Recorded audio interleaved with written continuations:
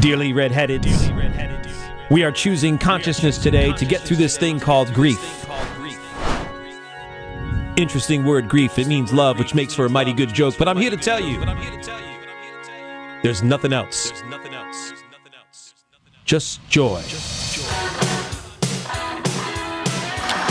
And if the big picture tends to bring you down, go crazy once your life goes.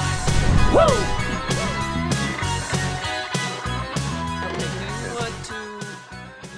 Debbie, or start with the alter ego and go back to Debbie?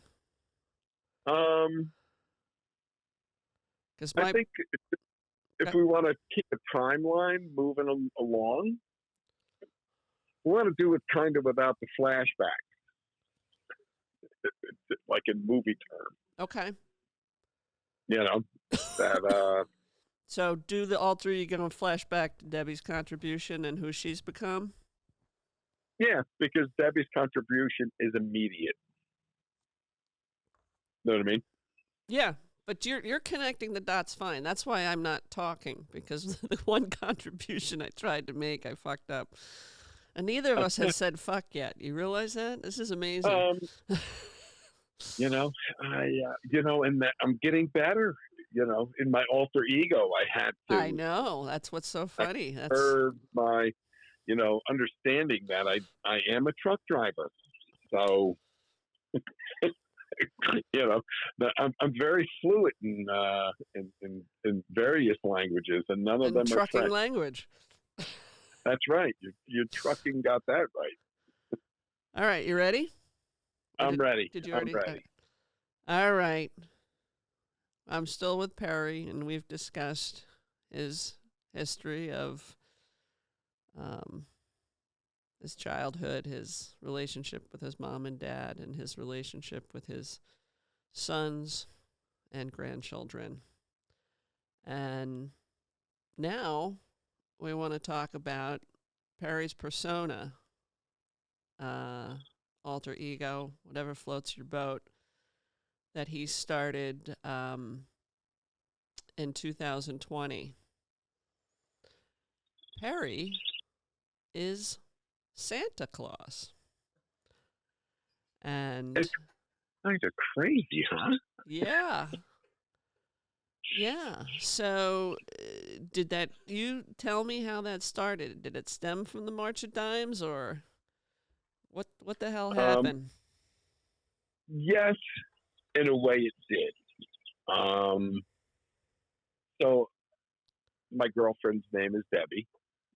We met in 2013. We clicked right away, both music lovers, going to concerts and whatever. And here we are, whatever year this is. We're still, in our whirlwind romance, if you will. So her daughter, her daughter's name is Kelsey, a friend of hers, 20-year-old kid back in 2020, pregnant, goes into the hospital right before Christmas and has a preemie. During COVID, no one can visit. And, not even because the father wasn't, nobody could visit. It was crazy. Her parents could visit because they were related, but the boyfriend wasn't, so he couldn't visit. It was a really bizarre time we went through with COVID. Thankfully, seems to be mostly behind us. But I sat at the dinner table one night in our dining room, and I had a scruffy little beard, like all the cool young kids. I said, I'm thinking of growing my beard out to be Santa Claus. And she said, I think you'd make a great Santa Claus. And what I like to say now that we've got a little bit of history, we're going into, I think, our 5th season of doing Santa. She just wanted to be Mrs. Claus. Hands down. I had no idea. So that was 2020. So through the 2020, I just let my beard grow. I don't really know what I'm doing. and I'm like, holy crap, I'm actually starting to look like freaking Santa Claus. And you're pretty tall, correct? Yeah, I'm like 5'11", 5'10". Okay. I think I'm shrinking by age. Okay. And at that time, I weighed about 300 pounds, and I'm like on a beach, Hammonasset Beach down here in Connecticut, and we go down for just a day trip. It's Debbie, myself, and her daughter. I remember it was the end of August. My beard was pretty. I've been not doing anything to it since December of 2020. Now it's August of 2021. We're sitting on the beach, and lo and behold, some fat guy that looks like Santa sits about 20 yards away. And I'm like, holy crap, what are the odds? Santa's here. Floating around out in the water in the Long Island Sound, and that same Santa comes over, and he says, Santa? And I go, maybe. And he goes, hi, my name is Nick. I'm the ex-president of the Connecticut Santa Society. And if you're thinking about being Santa, I can help you out. We ended up taking selfies on the beach, two big guys with Santa beards, and we've become the best of friends since then. He took me under his wing as a professional Santa and introduced me to my first gig at a supermarket here in Danbury. And I did 19 days out of 26 days. They had Santa at their store in their little Santa Cove that they had. It was a great experience. It was a great place to start. Didn't pay well, but paid pretty good for just sitting around and wishing kids a happy Christmas. But it launched a career, if you will. Every day I would come home from the Santa gig. I worked my regular job, and then I went and did the Santa gig from 3 to 6. And Debbie would be home, and she would basically have dinner ready when I came home, because I had to get up at 4 o'clock or some ungodly time the next morning to get to work early enough that I could leave early enough to get to the Santa gig by 3. So it was a pretty, a pretty tight schedule. But every night we would sit, and she'd go, so, hey, how did, how was today's, and I would share. I got pictures, man. There's like one little girl I'll never forget that, when she came through the door into this room, and she comes running at me and literally jumps in my arms. And a friend of mine was there and got the picture. It's just unbelievable, the joy in my heart to have that little girl that was reminiscent of maybe Hannah or Olivia just come running like that granddaughter that I never got to catch in a running hug. I've gotten that. And I realized that.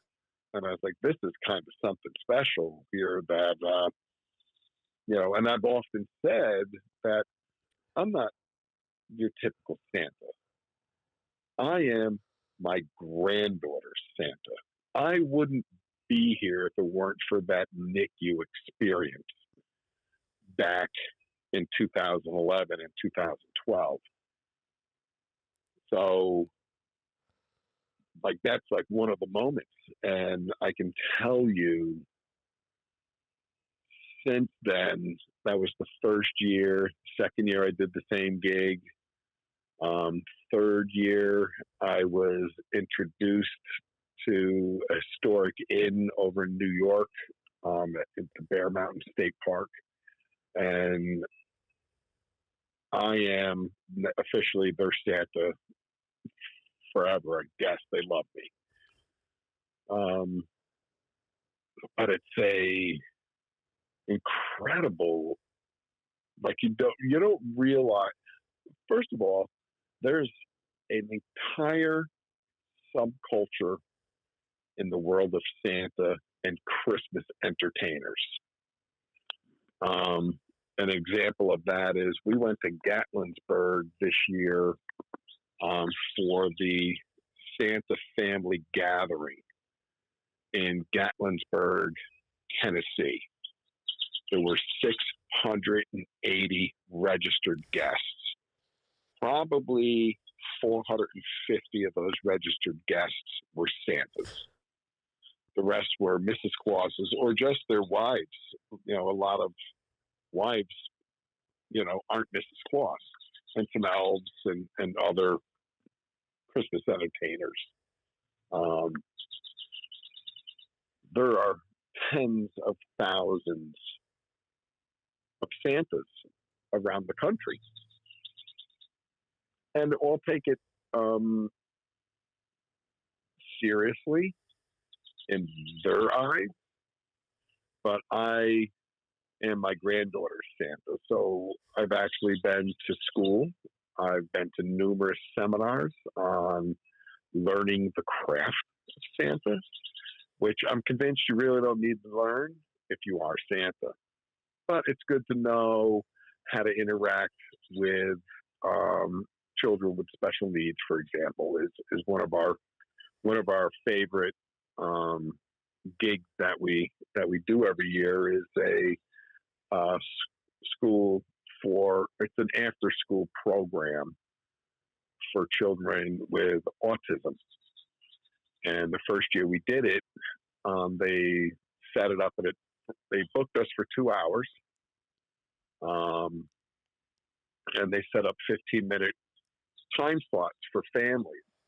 So there were 8 families that they selected to come see Santa. No bells, no whistles, no big ho-ho-hos. None of the typical stuff that you do as Santa in the mall Santa environment. And they selected 8 families, and we found out afterwards they selected the 8 children they didn't think we could get a picture with. They thought they were the 8 kids. These are the ones it'll be the most valuable. If we can get them to get a picture with Santa, these are the 8 we'd love to see get a picture with Santa.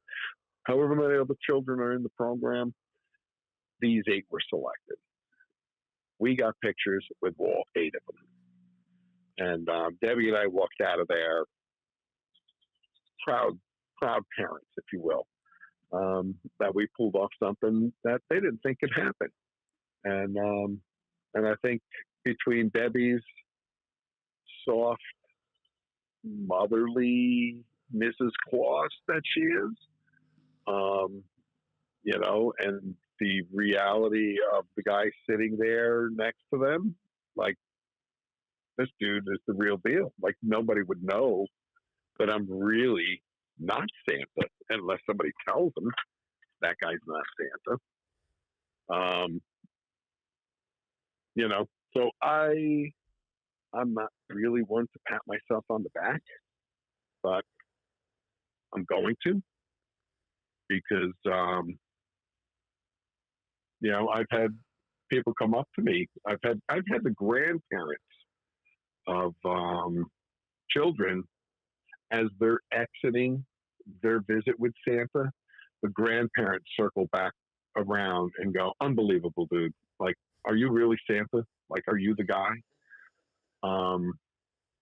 At Bear Mountain, we got a written review from a mom, and this is another one of those stories.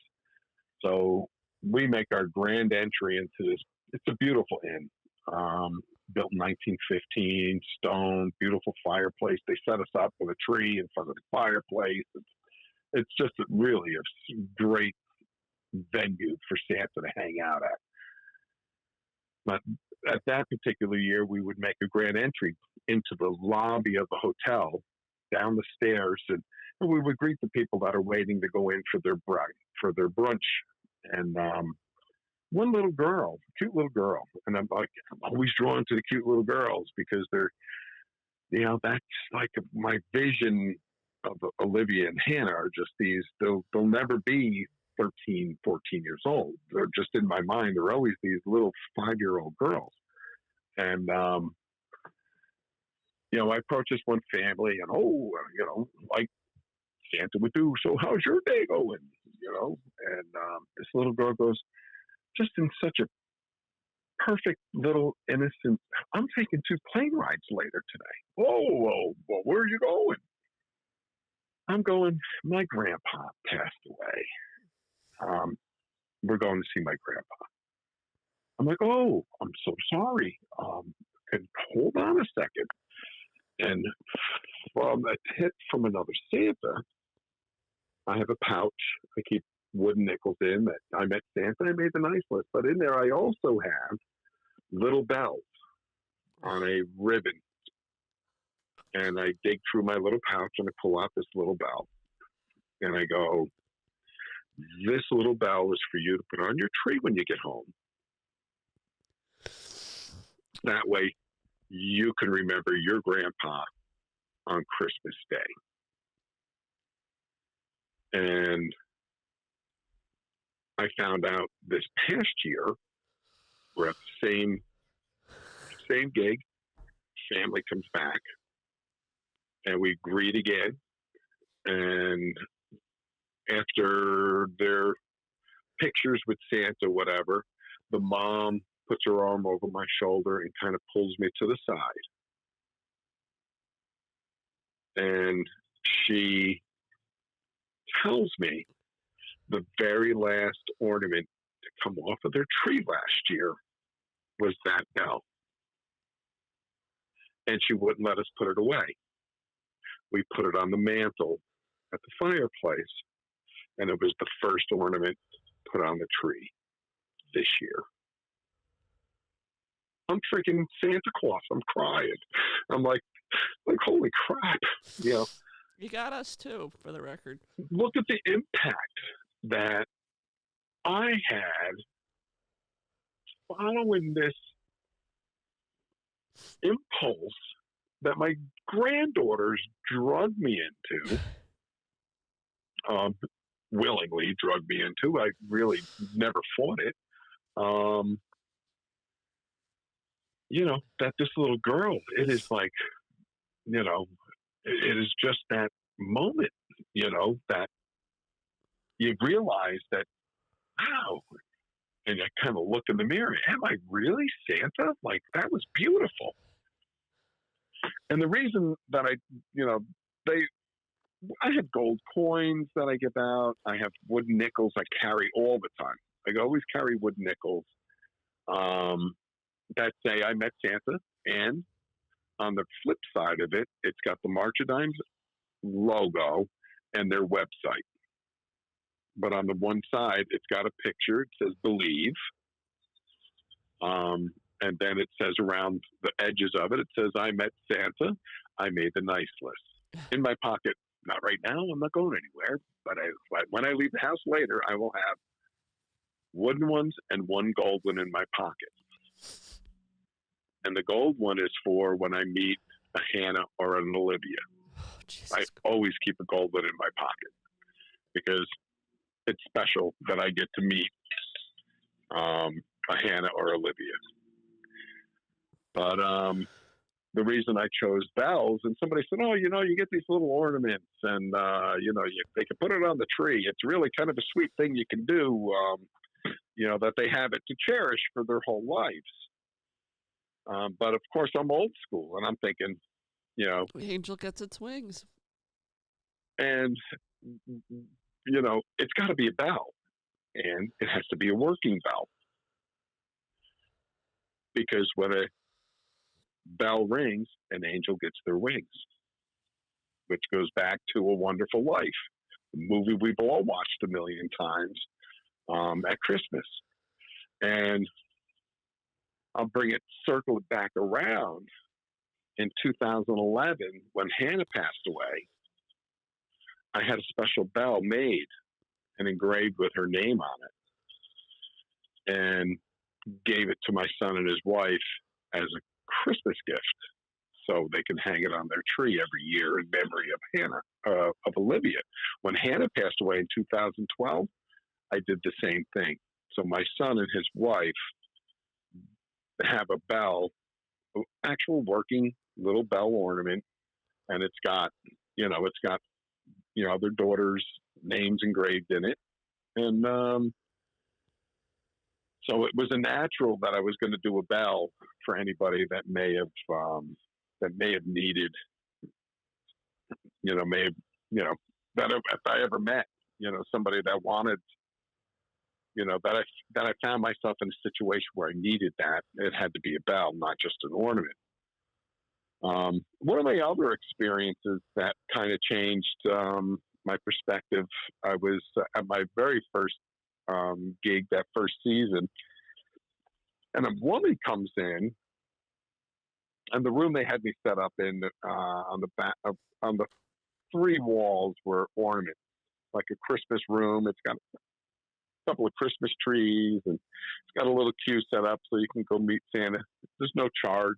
Kind of a good little setup. They still do it. But a mom comes in, and she comes up and she goes, I was wondering if you could, have a word with my daughter. And the daughter's the furthest away, looking at ornaments. Yeah, my nephew, passed away unexpectedly, and they were the best of friends, and we just came from his funeral service, just trying to just bring a little joy into her life, even if just for a moment. Do you think you could say hi? So there's no way she's coming over to see Santa. So I walk towards her, and she sees me coming, and she ducks out the door out into the parking lot. And Mom and I follow, and Mom watches, and she goes to the car, and she goes, yeah, she's really, her cousin took his own life, and she's just really struggling. I don't know what to do. And I said, I can tell you, Santa can do a lot of things, but, she's going to need to, talk to somebody, she's going to have to, I know what grief is. She's going to have to figure out, how to deal with it. So as much as having Santa say hi isn't going to complete her transition into life after her friend / cousin. Now we're standing in front of the store with wreaths behind us and whatever, and we're both crying. And I go, and she's like, I got to go check and make sure she's okay. And she disappears towards the parking lot. I go in. There is a line of 5 families waiting to see Santa. And I washed out, just crying. And can't believe the grief that this poor girl is going through. A week before Christmas, how it's going to affect the rest of her Christmases, kind of a thing. And I walk in, and there's kind of impatient looking families like, where you been, Santa? And I just, as I'm walking past them, just say, Santa just had a moment, and he's going to need a moment for himself. So just hang in there. I'll be back in a minute. And I ducked behind the curtain to the little back room area, and I took my hat off and wiped the sweat off my brow, blew my nose, straightened myself out, and went back out through that same door with a handful of candy canes like nothing just happened. It was crazy, And then we can shift gears, and I got 2 grandsons that are finding out that Grandpa is dressing up like Santa. So the very first Christmas, I bring my suit with me to my son's house for Christmas, and we do Christmas breakfast, and the boys open their gifts, and it is Christmas. And while they're distracted playing with whatever goods they got, I ditch into the into the second bathroom, and I change into my suit. And their house has got a big wraparound porch, and I go around the front of the house, and I have my bells like Santa, and I bang on the living room window where they're sitting on the floor playing with whatever they're playing with. And my daughter-in-law had the sense to take that picture. So there's a picture of me banging on the window with the bells in my hand, and the grand boys are like, holy crap, Santa's here. And it wasn't until I was in the room that they realized it was me, because there's no hiding me. And I said to him, I said, I've been helping Santa out, taking pictures for families, and that kind of stuff. And I've taken pictures with thousands of kids, but I haven't taken a picture with the most important two boys in my world. And we sat in front of their Christmas tree and took some nice pictures. And then a couple weeks later, I hear from my daughter-in-law, and she goes, oh, yeah, kids are back to school. And when I went to pick Benjamin up at school, the teacher called me over to share a little story. So I guess the kids were saying stuff like, oh, I got the new whatever Hot Wheels thing for Christmas, and I got the new Tonka truck, or the new Game Boy, or whatever. And Benjamin goes, oh, yeah? Well, my grandpa is Santa. And the teacher wanted to know, what is that? And Kate goes, then shows her a picture and says, oh, this is my father-in-law. He is Santa. And so I pulled it off, my own grandson, for at least a couple of years, believed that I really was Santa. Yep. And I believe that I really am Santa, just because of the interactions that I get to have. This past year, for whatever reason, I took, there was one family came in, the youngest child I've taken a picture with was this past year, 5 days old. Mom was like, we weren't missing this. I'm like, why'd you just leave the hospital, for crying out loud? Numerous sets of twins. I've probably now, of those gold coins, I had to purchase more. So I've probably given away 50 gold coins. So I have met 50 Olivias or Hannahs since I started doing this. And I'll tell you, man, there's been no bigger gift than the gift that I've gotten of discovering within myself is this jolly old soul whose legacy goes back, 1,700 plus years.